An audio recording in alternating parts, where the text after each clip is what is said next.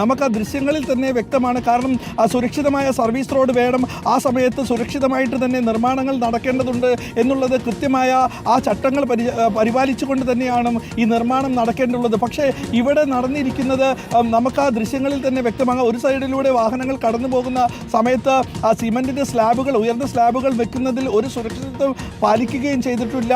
ഇത്രയും വാഹനങ്ങൾ കടന്നു പോകുന്ന ഈ സമയത്താണ് ഇത്രയധികം ഇങ്ങനെ വലിയൊരു അപകടമുണ്ടായത്. ഇതിനിപ്പോൾ നേരത്തെ വടക്കൻ കേരളത്തിൽ പറഞ്ഞതുപോലെ തന്നെ ഈ ചതുപ്പ് നിലമാണ് എന്നുള്ള ന്യായീകരണങ്ങളാണോ അല്ലെങ്കിൽ മറ്റെന്തെങ്കിലും ആണോ കരാർ കമ്പനിക്കാർക്ക് ഇനി പറയാനുള്ളത് എന്നുള്ളതാണ് കേൾക്കേണ്ടതുള്ളത്. എന്തായാലും ഇതുമായി ബന്ധപ്പെട്ട് ഇതിൻ്റെ ഭാഗത്ത് നിന്ന് കൃത്യമായ ഈ നാഷണൽ ഹൈവേ അതോറിറ്റി ഒരു വിശദീകരണം തേടുക തന്നെ ചെയ്യും. കാരണം ഈ റോഡ് ബ്ലോക്കായി കഴിഞ്ഞാൽ കൊട്ടിയം ഭാഗത്ത് വഴി ചാത്തന്നൂരിലേക്ക് കടക്കുക, ഒപ്പം തന്നെ പരവൂർ വർക്കല ഭാഗത്തേക്കൊക്കെ പോകുക എന്നുള്ളത് അസാധ്യമാണ്. അതുകൊണ്ട് ഈ റോഡ് ബ്ലോക്കായി കഴിഞ്ഞാൽ